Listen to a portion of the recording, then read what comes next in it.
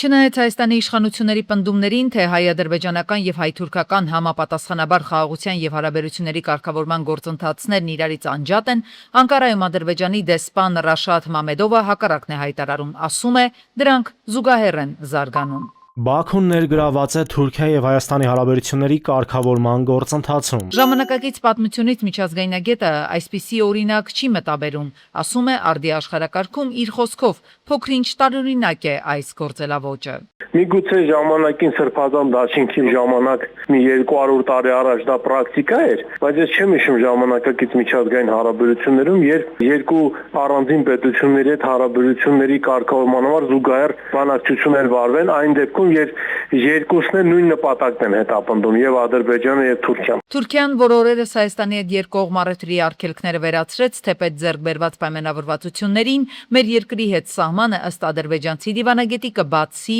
միայն այն դեպքում, երբ Հայաստանը փոխի սահմանադրությունը մայր օրենքի հանելով այսպես կոչված բոլորային տարածքային պահանջները, որոնք Բաքվին են ներկայացնում, հայտարարել է Մամեդովը։ Հայ-թուրքական սահմանը կբացվի հունիսի 7-ի խորհրդարանական ընտրություններից հետո, երբ Հայաստանի սահմանադրության փոփոխությունների գործընթացը ավարտին կհասցվի։ Հայերը հանրաքվե կանցկացնեն եւ կփոխեն սահմանադրությունը։ Երբ տարածքային պահանջները վերացված կլինեն, ԱՄՆ-ում նախաստորագրված Ադրբեջան-Հայաստան խաղաղության պայմանագիրը կստորագրվի, իսկ հայ-թուրքական սահմանը կբացվի։ Փաստորեն Բաքվի նախապայմանը նաև Անկարայինն է։ Փաստացի ըստ մասնագետների այնպես չէ, թե Անկարան չուզենալով է դարձել Բաքվի գերին Հայաստանի հետ հարցերը պարզելու այս փուլում, ինչպես բնորոշում է պաշտոնական Երևանը։ Հիշենք, նախորդ տարվա օգոստոսին Միացյալ Նահանգների նախագահ Թրամփի վկայությամբ նախաստորագրված հայ-ադրբեջանական խաղաղության փաստաթուղթը վերջնական չի դառնում, քանի որ այդ ճանապարհին մեր սահմանադրությունը կանգնել է ադրբեջանցիների կոկորդին, ավելի կոնկրետ մայր օրենքի նախաբանի հղումը երրորդ հանրապետության անկախության հռչակագրին, որտեղ ամրագրել ենք Արցախի հետ վերամիավորվելու մեր ազգային նպատակը, եւ Բաքուն արդեն գրեթե 1 տարի աշխարհի աչքին խաղ է խաղում, այն ներկայացնելով իբրև տարածքային հավակնություն, միակ խոչընդոտը բարիդրացիության ճանապարհին։ Շատ տարօրինակ է, որ Հայաստանը հարց չի ուղղում Թուրքիային, թե երրորդ պետության հետ մեր հարաբերությունները ինչ կապ ունեն Հայաստան-Թուրքիա հարաբերությունների հետ։ Ուղղակի Հայաստանի ներքին գործերի միջամտություն է։ Եվ այս պարագայում բանակցություններ նման ձևաչափով Թուրքիայի հետ Հայաստանը արդեն չպետք է վարի, բայց զարմանալիորեն դրա հետ կապված կարծես ոչինչ չենք լսում։ Հայաստանի սահմանադրությունը փոխվի, մնացած բոլոր նախապայմաններն էլ նույնիսկ եթե կատարվեն փորձագիտական վերլուծական համայնքում այսուհանդերձ հավանական չեն համարում, թե Անկարան կբացի Երևանի հետ սահմանի դռները։ Մասնագետները հակիրճ են ձևակերպում։ Իրենց դա պետք չէ։ Գյորջյան Կասկադ 60 ամիս փուլային վճարում բազմաթիվ առավելություններ։ Հայաստանն ու Լիտվան ռազմավարական գործընկերներ են։ Փաստաթուղթը ստորագրվել է Երևանում Հայաստանի արտգործնախարար Միրզոյանի եւ Լիտվայի արտգործնախարար Կեստուսիս Բուդրիսի հանդիպմանը։ Նախարարի խոսքով Հայաստանի եւ Լիտվայի դիվանագիտական եւ քաղաքական հարաբերություններն այսօր ավելի ամուր են, քան երբևէ եղել են։ Ստորագրված փաստաթղթով էլ ավելի են ընդլայնվելու գործակցությունը բազմաթիվ ոլորտներում։ Խոսելով Հայաստանի քաղաքացիների համար Եվրամիության վիզաների ազատականացման գործընթացին, Բուդրիսը նշել է, որ կօգնեն Հայաստանին ավելի արագացնել այս ընթացքը, որ Հայաստանը մուտքի արտոնագրերի ազատականացման փուլ կարողանա տեղափոխվել եւ արդեն շատ քիչ սահմանափակումներով մեր հասարակությունը կարողանա ճամփորդել Եվրամիությունում։ Հայաստանը չի ցանկանում լարվածություն մտցնել Հայաստան-Ռուսաստան հարաբերություններում, այս մասին ասել է արտաքին գործերի նախարարը Լիտվայի արտաքին գործերի նախարարի հետ համատեղասուլիսի ժամանակ։ Ինչ վերաբերում է Ռուսաստանից հնչող հիշեցումներին, որ հնարավոր չէ միաժամանակ լինել ԵԱՏՄ-ԵՄ անդամ, Միրզոյանը նշել է, որ Հայաստանը դա շատ լավ է հասկանում։ Մեր մոտարկումը Եվրամիության հետ շարունակելու ենք, երբ կլինի կհասունանա կգա այդ պահը, երբ մենք պետք է հենց այդ պահին որոշում կայացնենք, որ պետք է լինենք այս կամ այն երկրների ընտանիքի անդամ, մենք որոշում կկայացնենք, այստեղ ոչ մի նորություն չկա եւ դրսից չէ, որ մեզ այդ մասին պետք է ասեն, նշել է Միրզոյանը։ Մենք չենք պատրաստվում ապահարզան տալ որևէ մեր գործընկերոջ կամ ապահարզան ունենալ որևէ գործընկերոջ հետ մեր հարաբերություններում, ընդհանրապես քաղաքականություն եւ դիվանագիտությունը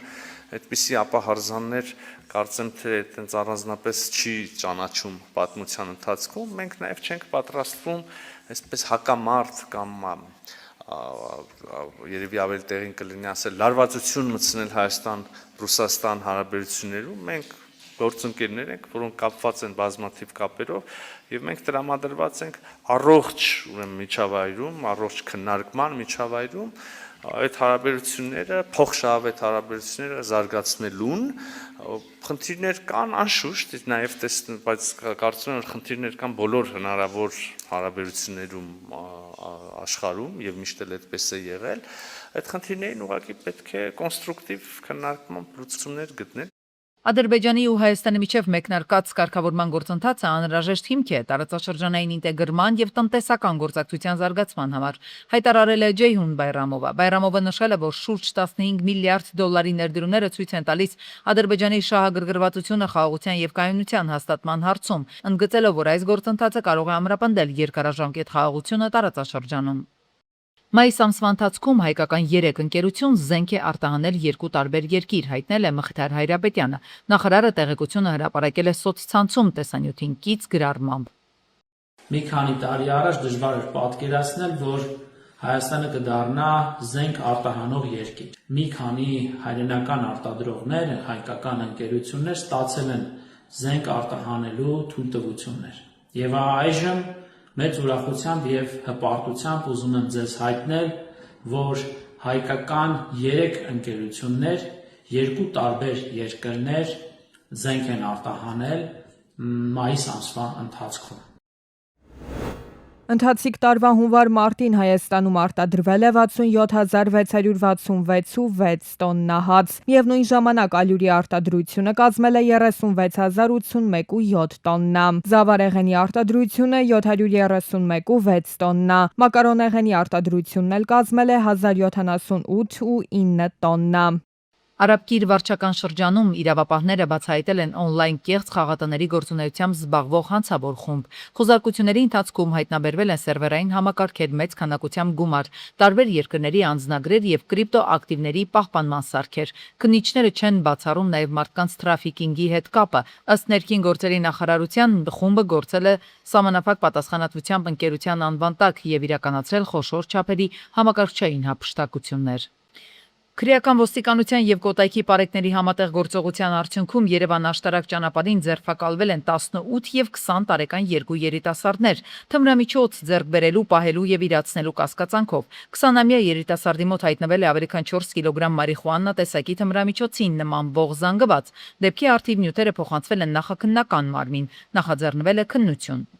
Վերաքննիչ քրեական դատարանը անփոփոխ է թողել Սոնա Մնացականյանի եւ նրա չծնված երեխայի վրա երթի գործով առաջին ատյանի վճիռը, մերժելով թե պաշտպանության եւ թե տուժող կողմի բողոքները։ Վրա երթ կատարած Արամ Նավասարդյանի նկատմամբ նշանակված 1 տարի 6 ամսվա ազատազրկումը մնացել է ուժի մեջ, տուժող կողմը դժգոհ է դատարանի որոշումից եւ պատրաստվում է բողոքարկել այն վճռաբեկ դատարանում պնդելով, որ պատիժը բավարար խիստ չէ։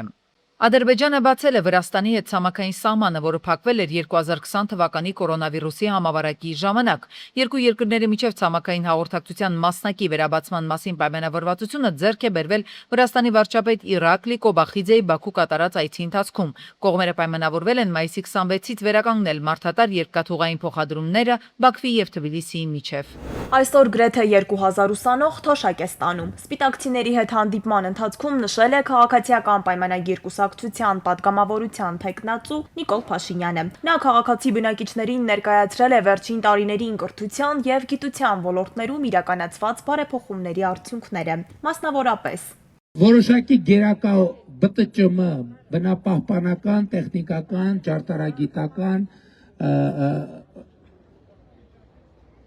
մաթեմատիկական ուղղություններով սովորող ուսանողներին, լավ սովորող ուսանողներին կրթաթոշակ ենք տալիս։ Գերակա ուղղություններում, քոլեջներում կրթաթոշակ ենք տալիս։ Քաղաքացիական պայմանագիր կուսակցության նախագահին քաղաքացիները հարցեր են ուղղել նաև անչափահասների շրջանում սպորտի զարգացման ծրագրերի մասով։ Փաշինյանը նշել է, որ ֆուտբոլի դաշտերի կառուցման ուղղությամբ աշխատանքներ են տանելու, ինչը էականորեն նպաստելու է այս սպորտաձևով զբաղվել ցանկացող երեխաների թվի ավելացմանը։ Նախընտրական ծրագրում 100 դա մեծ դաշտ է, թե փոքր։ Քանի մետրանոց։ Մենք իսկական 110 մետրանոց դաշտ է պետք։ Ֆեդերացիա 4 թիմ ունենք երեխան տարիքային հաղում են Հայաստանի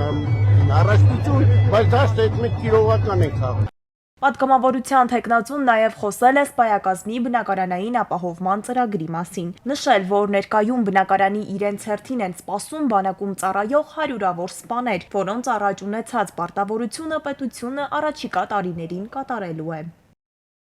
Էրեբունիում ջերմ են ընդունում ուժեղ Հայաստան դաշինքի ներկայացուցիչներին։ Քաղաքական թիմի ցուցակը գլխավորող Նարեկ Կարապետյանն ասում է, այս վարչական շրջանում ապրող քաղաքացիների աչքերում փոփոխության հույսն ու սպասումն են տեսել, ինչը իրենց ավելի է պարտավորեցնում։ Պարտավորեցնում է, որ մեր երկիրը ունենա լուրջ ղեկավար։ Մեր երկրի ղեկավարը չլինի նենց մարդ, ում մենք նայելով համաչենք։ Այս ամեն անլրջություն պետք է վերանա, ժողովուրդ։ Այս ձև չի արդեն։ Մեր երկրին մեծ փոփոխություն է անհրաժեշտ, շարունակում է Կարապետյանն ընդգծելով, որ այն կախված է յուրաքանչյուր քաղաքացուց։ Գնանք բոլորս մեր բակերով, ժողովրդի բոլոր ընկերների հետ խոսանք, ասենք, որ փոփոխությունները իրանցից է կախված։ Որոշում կայացնեն, փոխենք այս մարդկանց, լուրջ մարդիկ լինեն ու կարողանան կառուցենք ուժեղ երկիր։ Ու առողջ երկիր։ Հարևան Վրաստանում 8%-ով են տալիս սպառողական վարկերը, մեր երկրում 20 ու ավելի։ Նարեկ Կարապետյանի համար սա անընդունելի է։ Ուժեղ Հայաստանը գործազուրկ քաղաքացիներին, ովքեր ունեն մինչև 1.5 տարի, այսպես ասած ուշացած վարկ, առաջարկում է աշխատանքի ընդունվելու պարագայում ոչ թե աշխատավարձից բանկային պարտքը վճարել, այլ հարկերից, այսինքն այս բեռը իր ուսերին առնի պետությունը։ Դաշինքի մայրաքաղաքային քարոզարշավը շարունակվում է Նուբարաշենում։ Միացյալ Նահանգների նախագահ Թրամփը հայտարարել է, որ հետաձգում է Իրանի դեմ հարձակումը, քանի որ ըստ նրա պատերազմի ավարտին ուղղված լուրջ բանակցություններ են ընթանում։ Թրամփն ասել է, որ շատ լավ հնարավորություն կա, որ ինչ-որ բան ստացվի, եթե մենք կարող ենք դրան հասնել առանց նրանց ռմբակոծելու, ես շատ ուրախ կլինեմ։ Նրա խոսքերն է մեջբերել Associated Press-ը։ Թրամփը նաև ասել է, որ Պարսից ծոցում ամերիկյան դաշնակիցներն են խնդրել հետաձգել պլանավորած խոշոր հարձակումը, սպասել 2-ից 3 օր, քանի որ կարծում են, որ մոտ է Իրանի հետ համաձայնությունը։ Միացյալ Նահանգները փորձում է հաղթահարել Հորմուզի նեղուցում ստեղծված ճգնաժամի հետևանքները եւ այդ նպատակով եւս 30 օրով հետաձգել է ռուսական նավթի գնումների նկատմամբ սահմանված որոշ պատժամիջոցների խստացումը։ Միացյալ Նահանգների ֆինանսների նախարար Սկոթ Բեսենթը նշել է, որ ժամանակավորապես թույլատրվելու է օգտագործել տանկերներում մնացած նավթամթերքը առանց պատժամիջոցների խախտման։ Ռուս զինվորականների մասնակցությամբ Բելարուսում անցկացվում են միջուկային զենքի կիրառման զորավարժություններ։ Բելարուսի պաշտպանության նախարարությունը հայտարարել է, որ վարժանքները ուղղված չեն որևէ երկրի դեմ եւ նպատակ ունեն ստուգել զորքերի ու տեխնիկայի պատրաստվածությունը, ինչպես նաեւ մշակել մեծ հեռավորությունների վրա ուժերի տեղաշարժի գործողությունները։ Ռուսաստանի եւ Չինաստանի հարաբերությունները հասել են աննախադեպ բարձր մակարդակի, հայտարարել է Պուտինը։ Չինաստան այցից առաջ հրապարակված ուղերձում նա նշել է, որ երկու երկրները զարգացնում են գործակցությունը քաղաքական, տնտեսական, պաշտպանական ոլորտներում, հանուն կայունության եւ անվտանգության։ Դրանց առանձնահատուկ բնույթն արտահայտվում է փոխըմբռնման եւ վստահության մթնոլորտով, համագործակցության հավասար պայմաններով եւ հարգալից երկխոսություն վարելու պատրաստակամությամբ, երկու երկրների շահերին առնչվող հարցերում ներառյալ ինքնիշխանության եւ պետական միասնականության պաշտպանությունը։ Ուկրաինայում հակամարտության կարգավորման վերաբերյալ պայմանավորվածություններ չկան, քանի որ Զելենսկին տարածքային զիջումների չի գնում։ Այս մասին ասվում է Պենտագոնի գլխավոր տեսուչի զեկույցում։ Նա հիշեցրել է, որ Միացյալ Նահանգների կոնգրեսը 2024-ի ապրիլից ի վեր չի հաստատում Ուկրաինայի ֆինանսական օգնության նոր փաթեթը, այդպիսով նյութական աջակցության հիմնական բեռը տեղափոխելով եվրոպացի դաշնակիցների վրա։ Իսպանիայի Ալմերիա նահանգում տեղի ունեցած հրաձգության հետևանքով առնվազն 2 մարդ է զոհվել, եւս 4-ը վիրավորվել։ Վիրավորների թվում 2 անչափահաս կա, դեպքի վայրն ժամանել իրավապահ մարմինները, կասկածյալն արդեն ձերբակալվել է։ Միացյալ Նահանգների Սան Դիեգո քաղաքի մզկիթում տեղի ունեցած հրաձգության հետևանքով զոհվել է 3 մարդ, այդ թվում անվտանգության աշխատակից։ Մահացել է նաև ենթադրյալ 2 հարձակվող 17 եւ 18 տարեկան։ Դեպքից հետո Նյու Յորքի, Վաշինգտոնի եւ Լոս Անջելեսի ոստիկանները հայտարարել են մզկիթների եւ այլ կրոնական հաստատությունների անվտանգության ուժեղացման մասին։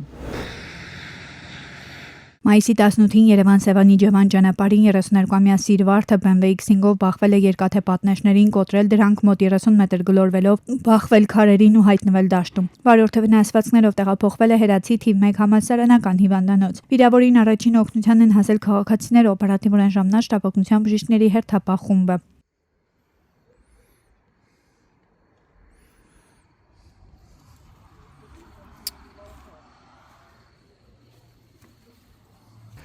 Դեպքի վայրում հավաքվածները նշում են, որ